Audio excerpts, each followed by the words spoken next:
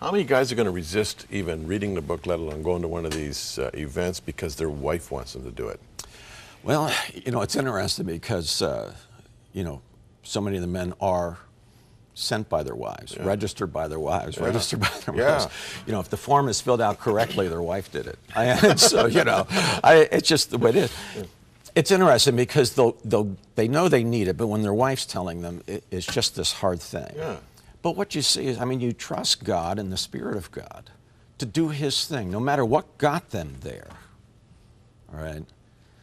It is God's Spirit who does His work in the midst of opening a man's life and his eyes to see. What the man doesn't want is one more Christian thing where he comes out filled with guilt and no pathway, or a pathway that just doesn't fit where he is. I mean, where's the guy going to talk about the fact that he looks at his wife, but he lusts for something else? She doesn't excite him anymore. Where's that get turned around? Well, stop looking at this or stop looking at that. Yeah, but how do I cultivate this where my wife is the desire of my heart? You know. Now, the obverse of my last question would be this: what about women who feel that they've become a project? Right. You know? Yeah. And so there's an air of unreality about this new guy who's just walked into the door from the who's just read the book, just been to the conference. So when's this going to end? I mean, sure, I'll enjoy it for a few weeks, but you know, I'm a project. Yeah, and that's always the danger because men gravitate to task, you know, and so the guy comes home from a conference, he's all excited, you know, he slips in, he's got candy for his wife and, you know, flowers for his wife, and he got a card for her. He actually read what's inside. A novel idea. All right, instead of just the cover. Gets it to his wife, and, you know, she starts crying, and he says, you know, I don't understand this. She says, you know, I've been praying for you to get off this conference, to come home changed, and you come home drunk. You know, so you know, so there is some of that. And the thing is trust is earned through faithfulness and consistency over time. And so when I speak to wives, yes, they may in fact feel like a project, but allow, one, the emotion of the conference to wear off. Okay. The momentum to continue in this process. That's the reason for these guys learn and walk together, all right?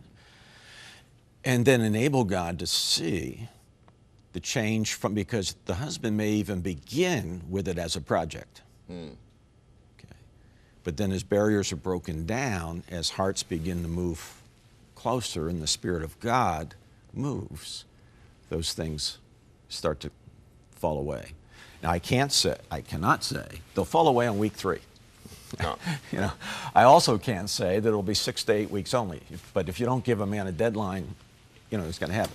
But what will happen is a lot of those men will continue on. They'll come back and say, you know what, I need 3 weeks to work on this one. You know, talk about a life mission statement. What's the purpose of my marriage? Do my wife and I even agree on that? The impact on these guys' little sons could see the day. I mean, I suppose this is pie in the sky, but imagine the day coming when every little boy growing up has a father who models loving his mother, you know, loving the one that he looks to as his mom, and he sees his dad and his mom caring for each other, loving one another. He sees his dad being kind and tender consistently. Seems to me that little kid's going to grow up knowing how to treat a woman, right? Yeah, and the boys in single mom homes and things, but having these godly men who are whole and healthy in Christ, that they see a model, and that's poured into their lives of what they can be and what they can become, and what a neat, God-honoring marriage looks like. Okay? Because a man can be a Christian and not have a godly, you know, honoring marriage. And so the thing is for him to be spiritually healthy and see that take place. What's your website? FutureLead.org. FutureLead.org. FutureLead is your ministry. Ministry. And the book is called Solid Marriage. Men, here's how to get one. Glenn Wagner is the author. Thanks so much for coming our way. It's great to see you again. Terrific. Thanks. Back with more right after this, friends.